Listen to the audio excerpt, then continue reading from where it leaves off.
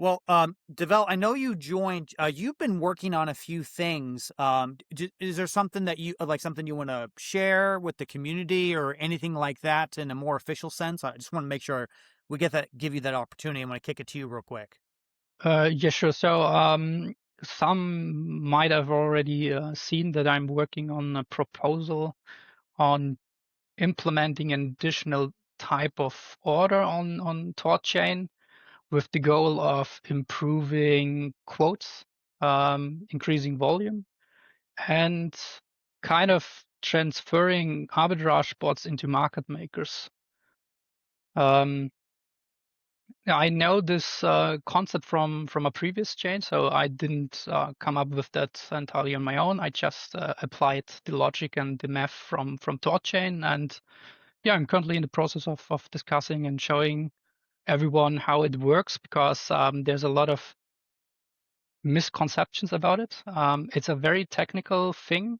There's a small details, small differences with a huge impact on how they actually result in the execution results. It was already discussed, I think, one or two times a little bit. Boone was already here, tried his best. He did very well, but when it came to the actual details, what matters, he had some issues. So I decided I come here, want to show it again, this time with a little bit more details, without going too much into details because it's a little bit difficult to understand. So I try my best to simplify it and showcase why and how it could make sense to consider implementing. Okay. Kenton, did you have something you want to add to No, that? I go could ahead. go. I Yeah, just go want. ahead. Go ahead. Okay. So right now we have the system arbitrageurs use. So you are proposing, to make very super layman terms, arbs become, solvers, market makers, I believe you said. So what are the advantages? Let's just say your system works perfectly in a perfect world, right? The goal, right? Why would THORChain one? Is it just better price execution, faster swaps? Could you break that down? Yeah, so in if the system would work perfectly, like the best case scenario ever, it would actually result in no slippage. It would result in less fees for the end user. It would result in faster executions, and it would result in additional liquidity and therefore more volume. And as well, swaps like rapid swaps in theory could be executed within one block. So it could be hundreds of millions within one block in theory. So there's no slippage, then where's the profit for the ARB or the market maker coming from? The dislocation of price on the other exchange? That's where they're going to make the profit? Yeah, so the system would work in such a way that you can place a limit order. So a limit order is defined by a fixed price and a quantity. Um, and they would select a price they would make profit of. It could be right at the current price on THORChain, or it could be like 5 basis points away from the current price, but they have more freedom in actually placing at a specific price, which we don't have right now. And this is how you would. There could be still slippage, and there will be still slippage, but in theory, it's possible that you can trade on THORChain without any slippage at all. But wait, you can already do limit orders. So Yes, and now I have a dedicated section of that in my proposal because they are not limit orders, they are limit swaps. The difference is that a limit swap is defined by input amount and minimum amount out. This, these two informations together, they result in a price, but this is an average price.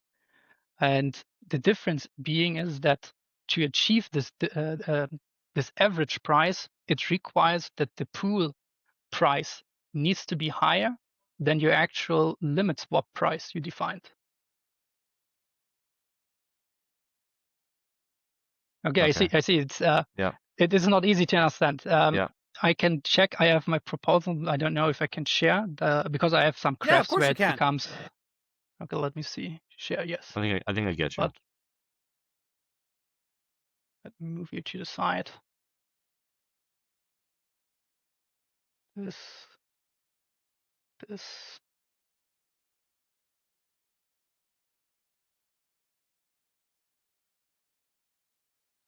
All Perfect. right. Good. Let me just find the place. It's a very long proposal, very in-depth for everyone who's kind of a nerd in math.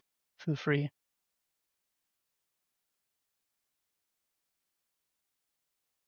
Are you expecting us to read this? Because I No, can't. Yeah, I can't. of course, I Oh, will. well, I I can have the read it questionnaire offline. ready here. Offline, yeah, but not. I can't read it right now. I can't. I can barely see it. Okay, Yeah, but is the graph more or less visible to you? yeah. I can see the graph. Okay, so that's fine. It doesn't matter about the exact values or not. So I compared my limit orders versus the limit swaps and when they would actually be active. And I chose exactly the same values, so the same quantity. And for the limit swap, it's the average price. And for my limit orders, it's the price I set. They are equal to each other because last time there was a claim that they are equal to each other. They are kind of equal to each other, the same, but they are still different. Um, a limit swap is essentially just a swap. A limit on THORChain just means it is tried over a period of time. It's still a swap. A normal market swap can actually have the exact same logic as or almost the same logic as a limit swap, as the market swap can define a minimum amount out as well. So a market swap can have price as well. This is just the break condition on when the swap is cancelled and no longer filled. So this means that in the end, a limit swap, a market swap, they are actually the same in the system and how they are treated when it comes to execution. So, and since the limit swap is only an average of the execution result, so you have the input and you have the output. If you divide those two, this is the average price you are receiving. Let's say in this example here, I decided I created a limit swap and limit order at the same price, so 0.415. And I checked at which price they get actually executed, when they get active. While my limit order would essentially get activated reaching the price, and the price is now here, the orange, the blue, and the red line. The red line is actually just a swap without anything happening. It would be just a normal swap. No limit swap, no limit order happening, just to visualize where we would end up without anything happening. If we look at the orange line, this is how limit swaps or how arbitrage bots are doing it at the moment. So we have a user who swaps and he increases the price of the pool. And this orange line is following the red line until this point. At 0.186, the limit swap is possible to be executed for the first time. Why? Because if you then do the opposite trade direction and you would compare input to output, you would reach the average price of 0.415. But you clearly overshot the price. This is the behavior a lot of users experience when they come into the chat and say, I see the candlestick chart, the price of the pools moved past my limit swap price. Why didn't it get triggered? That's the reason. Because you need to overshoot the price for a limit swap to get activated to get the average price which you specified. And on the other hand, since the limit swap is an average, it will actually bring the price down to a lower level which it was previously. This is this movement from going up, down, then up again. Here's the next limit swap activated, jumping down again.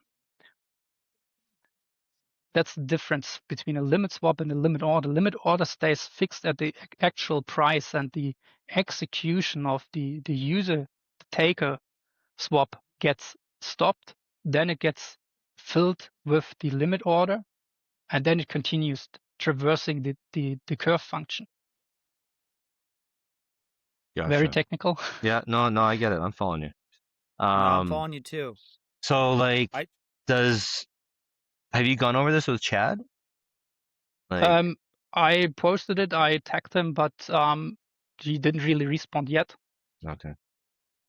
Um, Yeah. so then how okay, let's go back to your limit order. How can you walk us through that again? How can you get the actual fixed price of the limit Yeah. order? How can you do that? Uh, so you would add a new type of order. I decided that I would go with trade assets, and currently only limited to trade assets and only for bots. So nothing which would be implemented from any wallet providers, because there are some downsides when it comes to limit orders. The first one and the biggest disadvantage being that you can only create limit orders for pools which exist. What does this mean? That limit orders would be always defined in Rune assets, like you buy or sell Rune with an asset. You cannot specify you want to buy or sell BTC with USDT. This does not exist since we don't have a pool for that. The, the trading path on that is actually two pools, and that's currently not possible. Or at least I need to figure out the math, but for now I will not focus on two hop swaps. I will just focus on one, and this is what being one of the biggest downsides. Um, Specifying limit orders in Rune USDT, that's pretty easy. Most users will do this, but let's imagine Dodge Rune or Bitcoin Cash Rune. That's prices no one really understands, and it's not really user friendly. While bots, they will do this automatically. They will split the orders in on both pools. Yeah. Got it. So you want to try and figure out a way to have like a USDC BTC pair? Uh, maybe, but right now I will focus on the existing pools. The issue when it comes down to such a limit order is how THORChain is actually handling this. If in the future there would be a pool USDT, do you still hear me? Yep. Yeah, we hear you. Yep. I Yeah, hear yeah, you. okay, so, yeah, but because it was saying reconnecting for me. Um, if THORChain would actually consider creating pools like USDT, BTC, then the limit orders would work there as well. The only limitation is it works only for pools that exist on THORChain. What about Um, Rajira? Like Rajira wants to do this, right? Like and have all these the, different pairs, different pools. Would you be able to use those? They, from what I've read and understand, is they want to use an arbitrage approach where they can get the limit orders from app layer into base layer. Totally fine with that. I try to express this every time we are discussing this. I'm not trying to have a counter proposal for what they are doing. I'm actually trying to achieve something slightly different. The issue is, or what I want to achieve is that the quote endpoint, which is used by wallet providers and users to get an estimate on what they can expect, to improve that. But to improve that, it requires very specific logic, which Rujaira tries to fix as well. There's already an approach submitted as an issue on GitLab, but there are issues with this approach because logically it does not improve the quoting. And with my approach, we actually achieve an improvement in quoting. Maybe here it's really important to understand what's actually happening and why it cannot be improved in such a way. When a user or wallet requests a quote for a swap on THORChain, it calls an endpoint, an API endpoint, and specify the input amount and the destination asset, and then it receives basically back what the user can expect. When this endpoint is called, it simulates the swap, but it already splits the swap in sub-swaps. So we have normal swaps which are executed in entirety in one block. Then we have streaming swaps which are splitted across multiple blocks, and then rapid swaps, basically streaming swaps on steroids, doing this in the same block multiple times.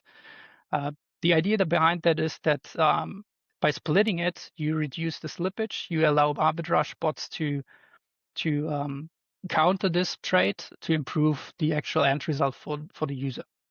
So this endpoint actually assumes that after each sub swap, there is an arbitrage bot perfectly arbitraging the price back. So it simulates only one sub swap of 1000 maybe, and assumes that this is the result for the next 999 executions. It just scales it like this linear. The issue is that it does not consider what happens after the first swap. If there is an arbitrage or not, it just assumes that there is an arbitrage happening, perfectly bringing it back to the price it was previously. So in order to improve the actual quote which you receive, you need to improve the execution result during the very first attempt of the swap. And here the issue is that the swaps are atomic. They are executed after each other. So you have either taker and then the arbitrage, or the arbitrage before the taker and then. But here the issue is in a quoting endpoint, you cannot consider what can happen before the user. You don't know this. For that, you would actually need to execute a block to see what happens. And that's the issue we are facing, and that's something which cannot be. Oh, did we lose him? Devel? Yeah, he froze for me. He's froze for me too. Yeah. Yeah. Well, you guys joined simultaneously, so I don't know who to pick here. I don't know if you guys are you guys are secretly in the same house in different rooms and screaming things at each other. I'm messing with you guys. Welcome, Boone. Welcome back, Devel. Thank you. I'm happy to defer to Devel. Okay. Remember where you left off, Devel? You want to pick up where you left off? Likely I can. And just before you start, we had someone in the audience comment you on this presentation is fire. So keep sure you'll be Oliver will be happy for you to pick up where you left off. Sure, I tried I already considered making more graphs and so on, but I don't want to overwhelm everyone because I can show tables, graphs, everything. I'm really into that stuff, but I don't see that everyone. Boone's getting excited over there when you start mentioning graphs and tables. The graphs are good. Graphs are good because it communicates a lot, right? The text is hard for us to read, but the charts are great. Yeah. So when I come back to this, if we would compare the limit orders to limit swaps and we allow the limit swaps to do something which is not possible, they would be executed the very first moment when it's possible, when their requirement or the condition they have is met. They get executed. If we compare both of them, they actually end up to be exactly the same.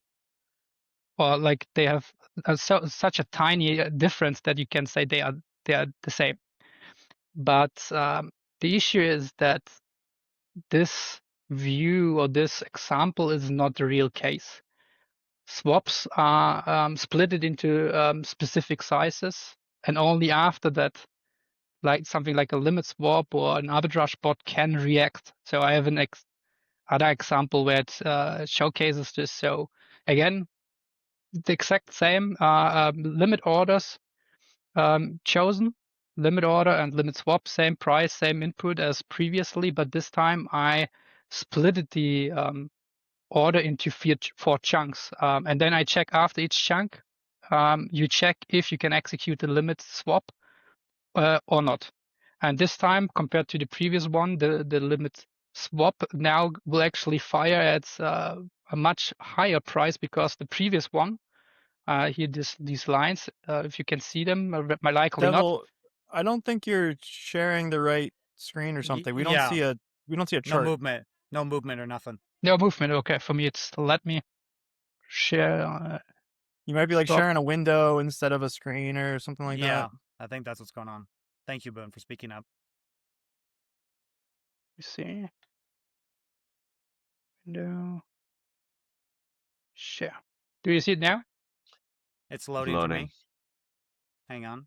Stand by, everybody. The anticipation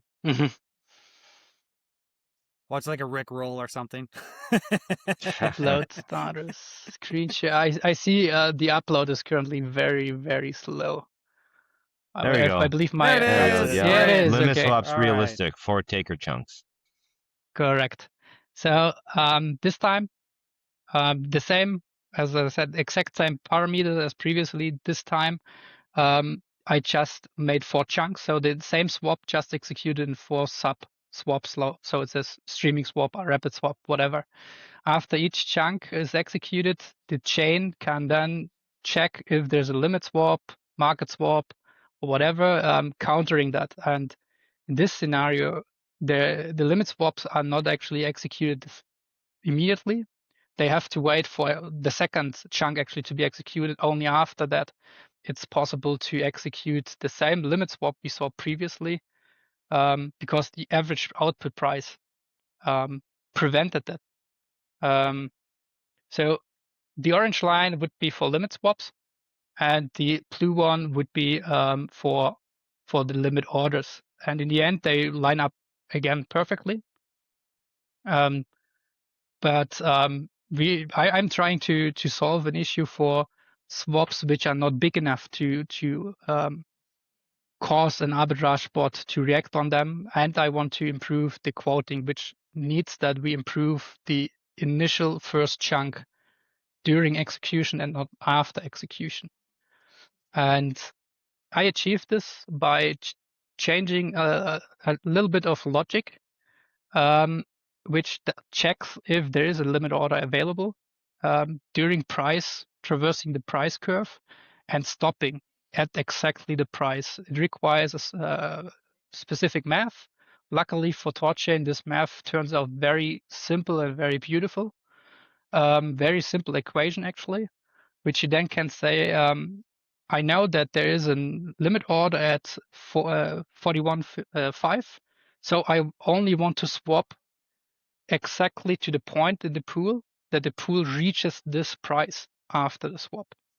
Then you would start filling the limit order, and after that, you take everything which remains and continue until you reach the next limit order, or there is none. Then you would just execute the remaining amount over the swap. This prevents that the pool is actually making such spikes up and down all again.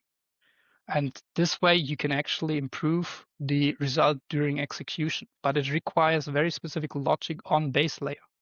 And that's the reason why Rujira cannot improve it like I try. Maybe they find a different way unless they would change the base layer as well.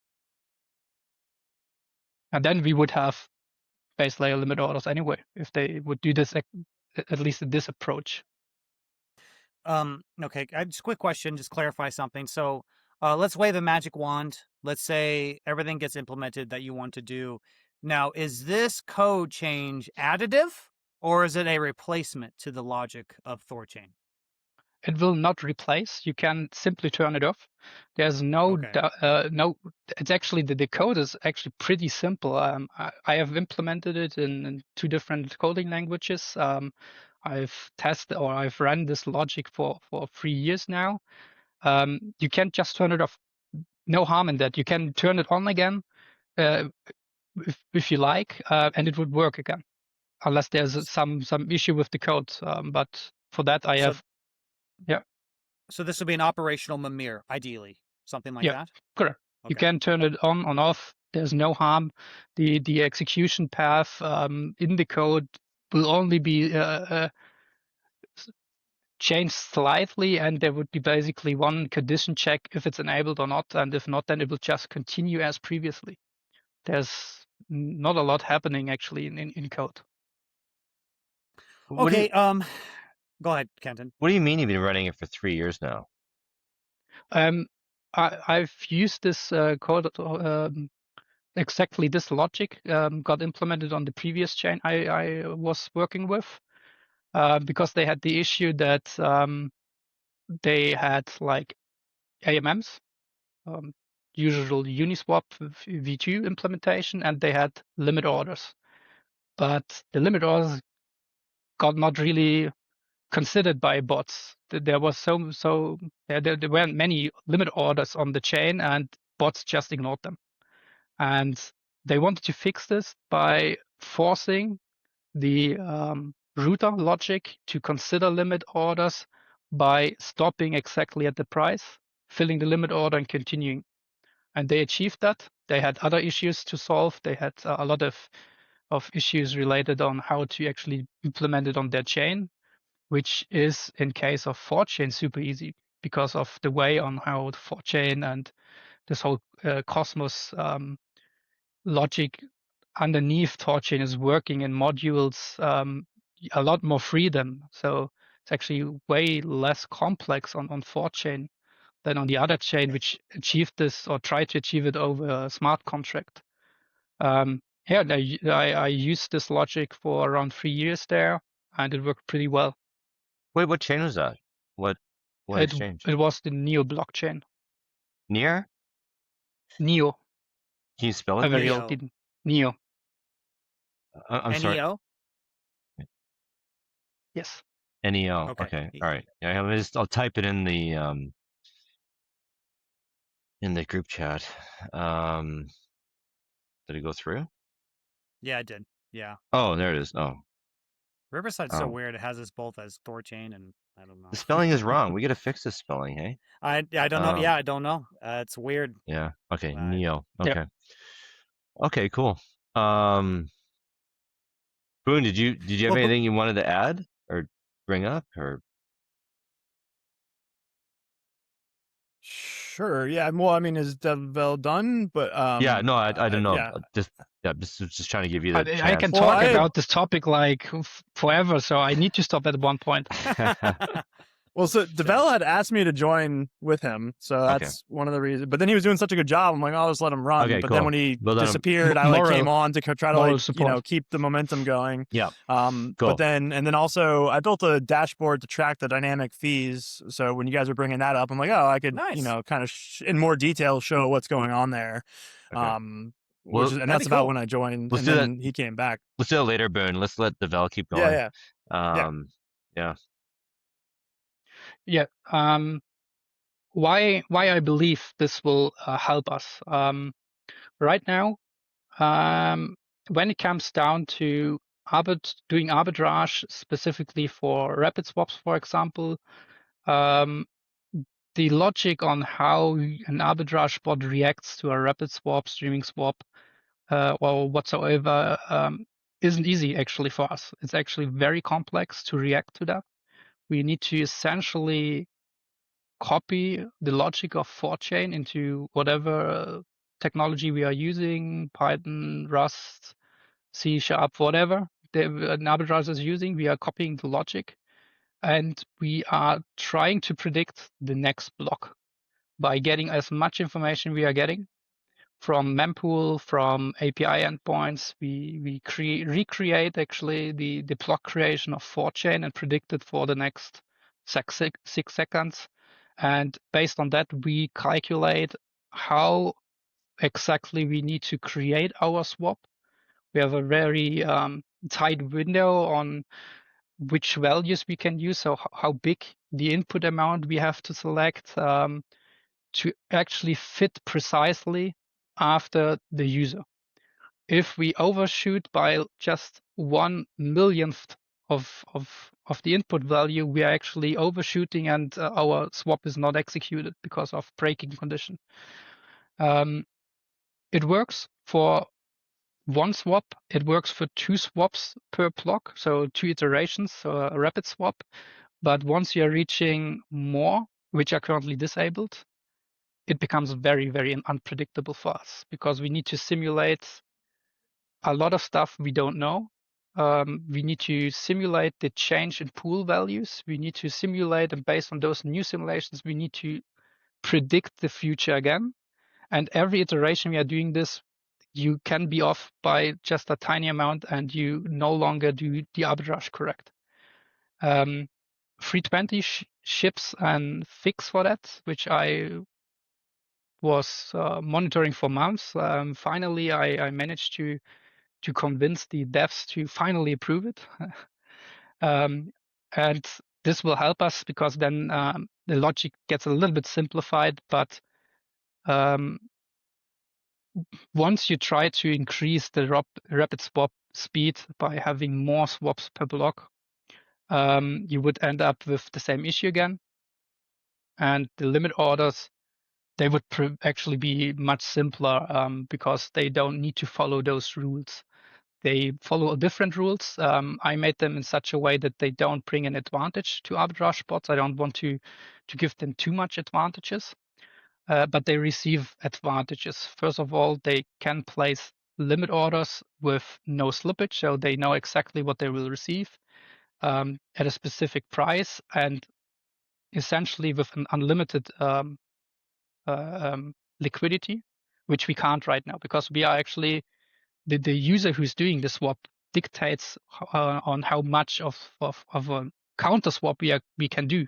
We cannot exceed his swap. Otherwise, we would front run him in the swap queue because our order or swap gets a higher priority, and then we cannot do the arbitrage. So we always need to line up behind him. Before him, there is nothing to arbitrage for us. Only after him, and if we don't get the spot, the arbitrage bot misses the opportunity. Maybe some other bot will actually get this opportunity, but if all them failing, then the price will be left with a discrepancy, which might result in a worse execution for the user in the next iteration. And with limit orders, there is no limitation on liquidity on much you can place. An arbitrage bot could place his entire funds into one limit order.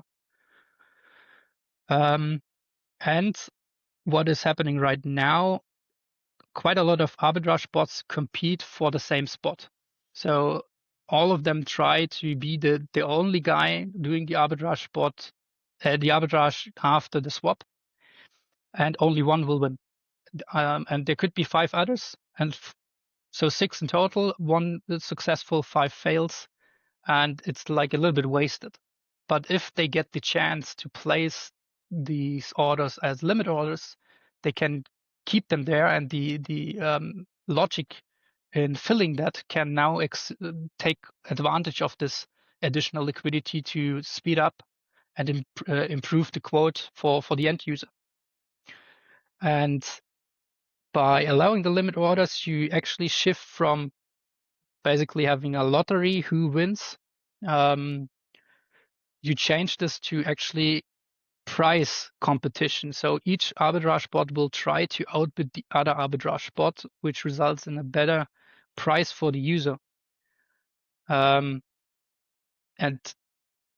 if you give arbitrage bots small advantages, if they start using it, then arbitrage bots will start using it, and this will turn, or that's my theory, this could turn arbitrage bots into market makers, improving the liquidity, reducing slippage, reducing the fees for the user, which in the end gives them a much better output. And once enough arbitrage bots are using those advantages, the advantages disappear and they become a requirement for bots that they will start using these features.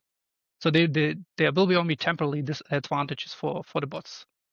So I don't want to create like huge advantages which stay forever there. It's just once there is an advantage you can get as an arbitrager over others, you will use it. And once others use the same advantage, no one has an advantage anymore. But the user the trade still clears through the pools, right? The only way arbitrage can become a market maker is if the arbitrage is actually settling directly with the user. So correct. The settlement would be not in the pool. The pool just dictates how much you can trade against the pool before you would actually directly trade against an arbitrage bot. So you would trade against the arbitrage bot? You would actually, there would be direct trading against an arbitrage bot. But the pool dictates that. Can I jump in to tie things together? Yep. Sure. Yeah, so Ken, you might remember, I don't know, like 2 months ago or something like that, when I came on to introduce this idea, and it was like Chad and PM were there as well. Do I you remember don't, that? dude. I'm sorry, I don't I remember. remember. I remember. Telling you guys, I got to But Okay, relearn but yeah, THORChain. I got to get back into it. yeah, Yeah, you're in beach brain. I am. I But am. yeah, so there's the XKY AMM curve, right? Yeah. And so the way his design works is you start at the bottom of the curve and then you go either direction, but it fills along the curve until it hits a limit order, and then the curve is interrupted, and that liquidity is consumed basically in a straight line or at a point, however you want to envision that. And then once that liquidity is consumed, then it continues along the AMM curve. Yeah. So, right. So I like remember that. AMM is automated market maker, right? So up until now, everything in THORChain, every swapper, every RBot, Ruggira, all of it, they're all takers. It's all takers against the automated market maker. And so what Devel's proposal is to allow a new entry into the maker side of things, which is this limit order. So it literally is allowing our bots to become makers, which they cannot currently. And as a maker, they can give a better price than the AMM curve. And so it offers better quotes. And to summarize, it could be a lot faster because you can consume $1 million of liquidity in one block right away. You don't need to do streaming swaps. You don't need to do rapid swaps because it can all be one little piece of code, like one execution. So it can be very, very fast. So it's very concentrated liquidity. So it can be very fast time wise. There's no slippage. So the way the CLP curve thing, the way THORChain fees work is the dislocation equals the fee. So when we have 10 min dips, we charge 10 bips of fee, but it's also 10 bips of slippage, dislocation, however you want to call that. So the user pays 20 bips. They pay 20 bips of dislocation, which is where the ARB profit comes from that you guys talked about at the start of the show. Like that dislocation is where the ARB profit comes from. So ARBs are paid for by users, not the pool, not the protocol. Users pay ARBs, just to repeat that. And so, but currently, yeah, they pay the slippage and then they pay the fee. So they're paying 20 bips. This, because it's a straight line, it separates slippage from fee. So automatically, what the user is paying, the swapper is paying, is half because they're not paying the slippage side; they're only paying the fee side. And So then he hasn't got. sorry, go keep going. So no, go ahead. I'm still kind of stuck though. So if the user is settling directly with the ARB bot, which has become a market maker, like, is this now like an off-chain transaction? Like how It still happens inside the logic of executing the swap itself. So the bots, they trade with trade assets. Trade assets is basically just a representation of the pool values we have, and bots are using this because we are not transferring layer one assets all the time. We are trading essentially inside of THORChain all the time, and only if we are required, we will withdraw or deposit assets into THORChain. Only then we actually go to layer one. And this logic, the limit orders, essentially extends the liquidity pool by a fixed liquidity amount at a specific price. So the pool goes until the price.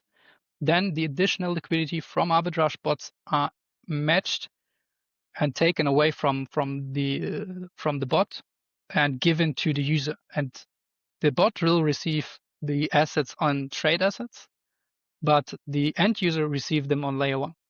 and vice versa? When the trade assets from our bot will be converted into L1s and delivered to the user. Correct. So everything's on chain. But then does this make like, because this is like one of the advantages of an AMM is that the trades are settling algorithmically, and so there's no need for KYC or censorship or anything like that. When you start settling with an individual, then that's where they want to like implement KYC and stuff. Would you would the arbitragers are participating in this? Like for example, let's say hacked funds are going to THORChain. arbs would just pull all their bids, I guess. They wouldn't be doing any limit orders because they don't want to. Well, it'd be their choice if they want to interact, but I assume Yeah, they would not want to correct. directly interact with those hacked funds. Yes or no, because internally you could say yes, an arbitrage bot is actually directly matching with, for example, a hacker. It could be that arbitrage bots will pull off their limit orders just to avoid this dilemma. But from the outside view, let's say a user comes with Monero, he sends them to the vault. That's what you see from the outside. You see the vault address. What happens internally, you need to really check and understand what is actually happening under the hood. You need to see logs to identify this matching. From the outside, at the end, the vault would just send the Monero again to another wallet. So from the outside, it just looks like um, it's going to the vault. Then a little bit time later, the vault sends the Monero to a different address. It just got matched inside of THORChain. So what I would try to say is basically it is hard to argue that you are matching or not matching with something if you are still getting the funds from the same vaults. If there are hacked funds in the vaults, you will receive the hacked funds from the vault as well, regardless of if you matched against the AMM or again directly against the user. Yeah, In the end, it comes from the same vault. but if the authorities were trying to like go after anybody, they just go after the ARB bot and tell them to pull their orders type thing. The ARB bot be taking on that risk. Nothing would be changed for Correct. THORChain. And this is Yeah. this is one of the reasons why I've been advocating for POL, and that like we Yep. want to have permanent liquidity that is not ever going to be pulled. So I think even though Ruggiero or these limit orders are much more capital efficient, I don't think we want to give up the AMM pool liquidity. Oh yeah, It's like totally. Oh yeah, yeah, yeah. yeah, yeah. It's like the lender of last result, the liquidity of last resort. Sorry. Um, absolutely. Okay, interesting. Yeah. And this is maybe something in the future, but essentially you could use protocol liquidity as well to create limit orders. It's essentially creating a very simple and stupid grid bot where it just starts creating buying and sell orders, which would maximize the capital efficiency around the current price as well.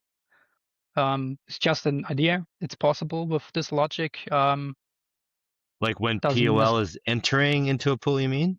Or when it's already yes, sitting there in a he, pool? he's saying automate POL, like to use it as a little trading bot, like a simple trading bot, kind of like Ruggiero's CCL, and these like basically copy that on base layer is what It'd basically is it'd be possible. rebalancing the pools itself. Is that what you mean?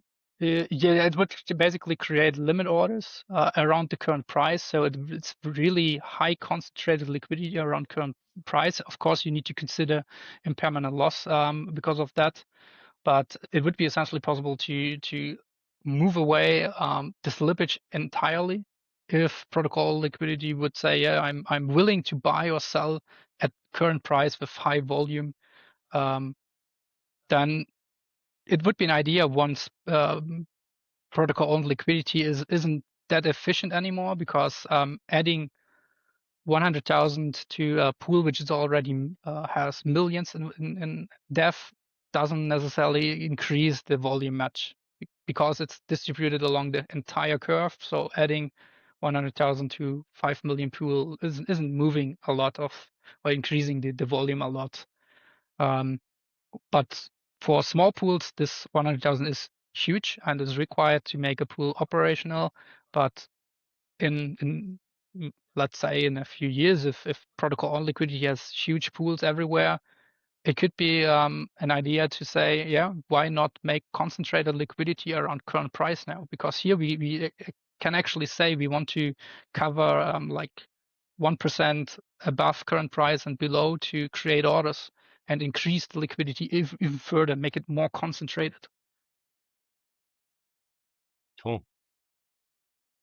What about like all the, with Bridger doing all this stuff? Would this complement Ruggiera's what they're trying to do, or would it compete with what Ruggiera's trying to do? No, I try to explain this all the time. I'm not trying to compete with Ruggiera. Ruggiera is doing a great job when it comes to user-related features. I'm currently really focused on I know really small group, which is causing 60% of the volume. And I try to improve and the quote to get more volume, more users using THORChain, which in my opinion requires improvements on the base layer.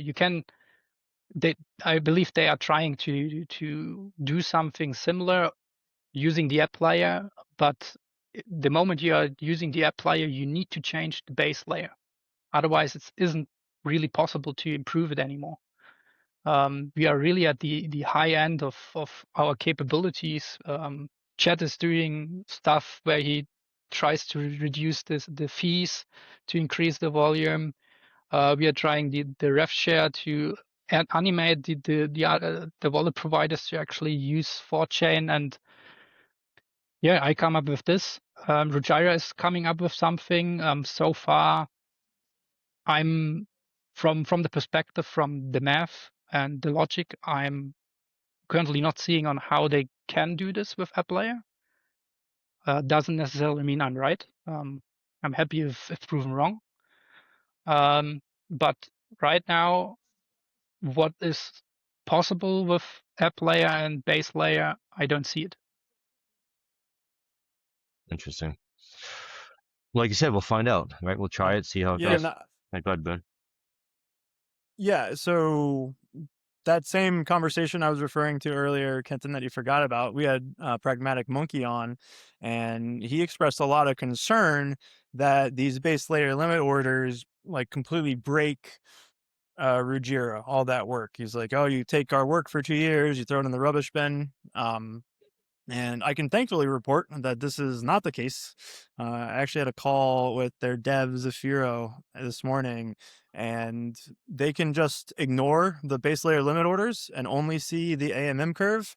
And their quote is maybe not quite as good as it would be otherwise because they're ignoring the base layer limit orders, but they just get a better fill than their code would expect, which is just not a, that's not a big deal. That's a good thing for their user. And it doesn't, so it does not break app layer at all. They can coexist just fine.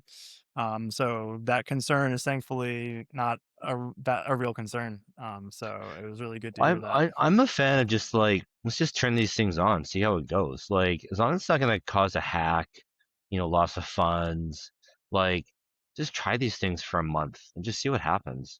And like, because there's so many moving variables, moving parts, it's hard to know they're all gonna like interrelate with each other, right? So Yeah. in my mind, we just Well, experiment, just try a few different things. yeah. And I want to kind of circle back and double click on this. Devil started to say it and I started to say it, but like when I was talking about how this removes, so the liquidity that's consumed as a limit order as opposed to the AMM pool, it does not have slippage, right? So that's a 2x increase in capital or in price efficiency or whatever. Like it's 50% cheaper for the swapper. But then Devil is also proposing that you can split the fee into maker and taker fee. And so right now, the taker, it's all taker fees, right? Because everyone interacting with THORChain is a taker currently. And so the minimum that we have been running with is the 10 bips, right? That's our min slip pretty much, except for the WASM, which is now at 7. But for the most part, THORChain's at 10 bips. But his code will allow you to share that. I gotta go, guys. I gotta pause myself. I'll come back, okay? All right.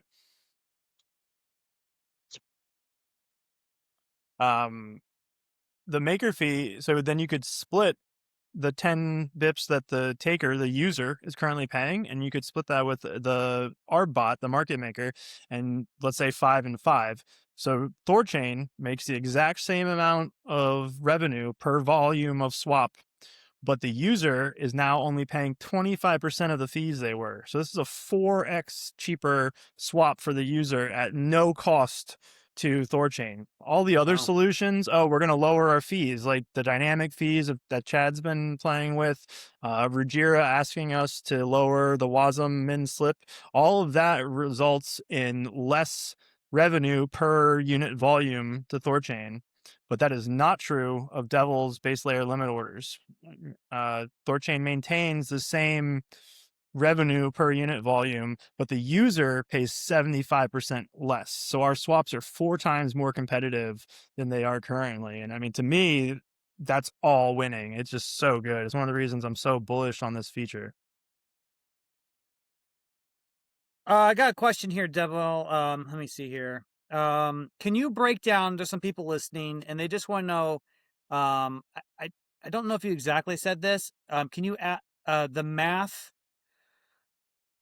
Okay, so on the Ruggiera side, what they're proposing, Boone just said that this doesn't really conflict directly or anything like that. In fact, it'll help.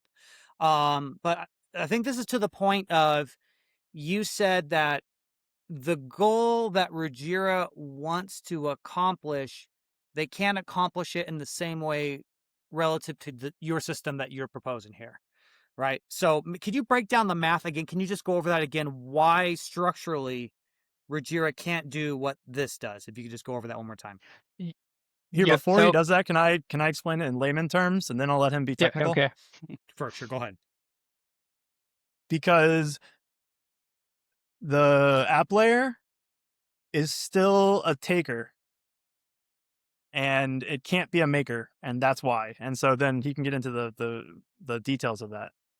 Yeah. So it's essentially exactly as Boone said. In order for Ruggiera to do the same thing or similar thing I'm trying to do, they need to be a maker. And right now there is no maker except the AMM on THORChain. And I would add this capability for the base layer. And for doing this, there are some constraints on how you can do it. You cannot freely do it for everything. First of all, you would need the exact same pair on Ruggiera as you would have on the base layer. So everything would have to be paired with Rune. They certainly can do this. I mean, they already said we can spin up the pools. Yes, you can. But is it really user friendly to create such pools just to get access to the base layer in this way? If they manage to find a different way and they want to be added into the base layer as well, as a limit, as a maker, I'm not opposed to that. It just helps. The issue I see is that it requires a lot more logic on how you split limit orders such as USDT BTC into the logic on the base layer. As on base layer, this is actually 2 pools, and it's very hard to split this.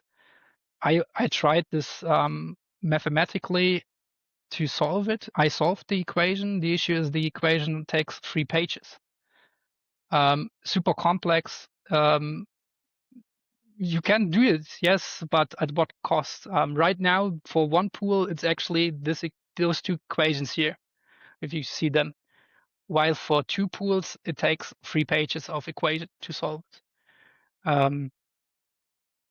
And it only works because you make certain assumptions about how you price a pool, which is quite easy for THORChain because everything is paired against Rune. So you always have a price against Rune.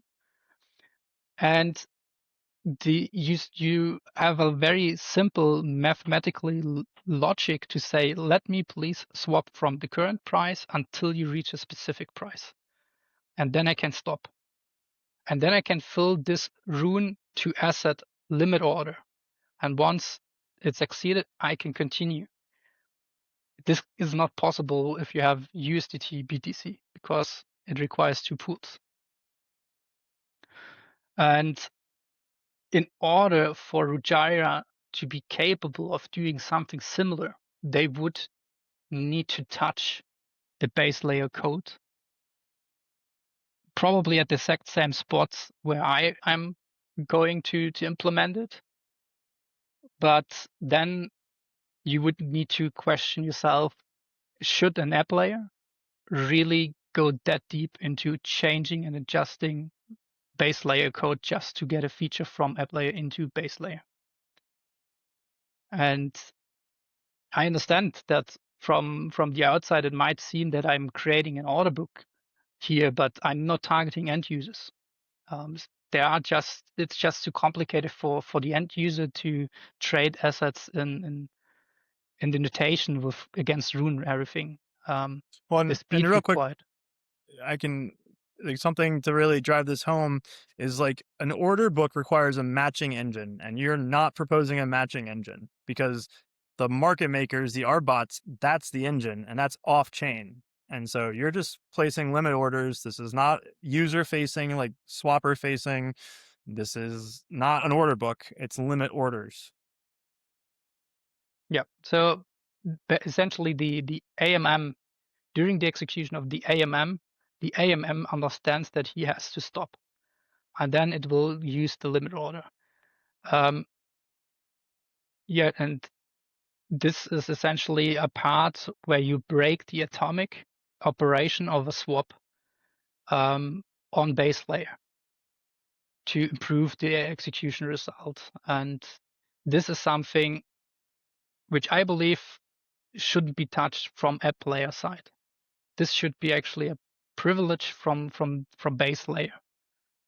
And if there's a way on how we can get the liquidity from app layer into the execution path as well without basically breaking up the code too much, she'll go for it. I believe if that's possible and they manage, I'm happy to assist once I've done that, to give them my insights about the math. Maybe they have a different approach. Why not?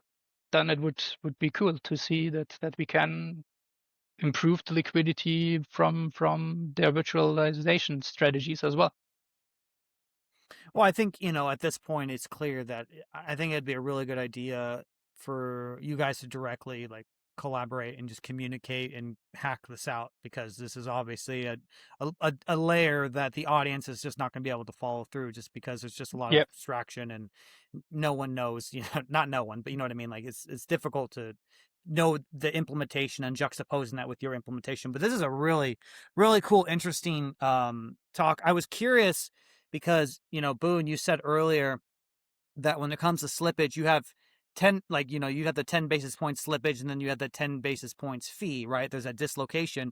If we were to reduce the fees by 25%, the slippage, I mean, sorry, the slippage by 20, it would go down to 25% regular to the regular size. Sorry if I bundled that up. Let Would me we be able? rephrase and you can Go tell ahead. me. Thank you. Yeah.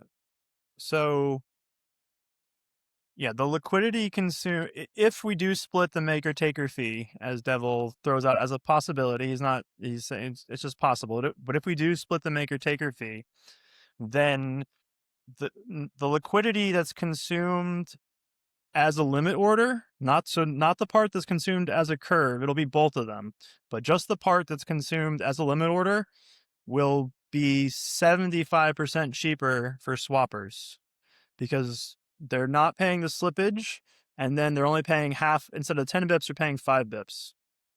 And so now, do you want to ask your question? Well, that does not yield a difference, so on the protocol side when it comes to revenue, right? Right. No, the So protocol is still making 10 bips per unit volume. So like right. the protocol is making the exact same, but the user is saving 75% of their cost. So it's 75% cheaper at no cost to the protocol. So could you then take that 75% that would have been saved and then add that to our base fee, since it doesn't change the price execution? You see what I'm saying? Like there's more, you could increase the fees on the THORChain side. Yes, if you wanted to, yeah. Right, Yeah. right. Okay. You could do the other way around. You could raise the taker fee, or however you want to do that, so the user ends up paying the same that they are now, but then THORChain makes 4 times as much. You could do it either way. It's same. Interesting. Yeah. Wow, it's a very interesting conversation, guys.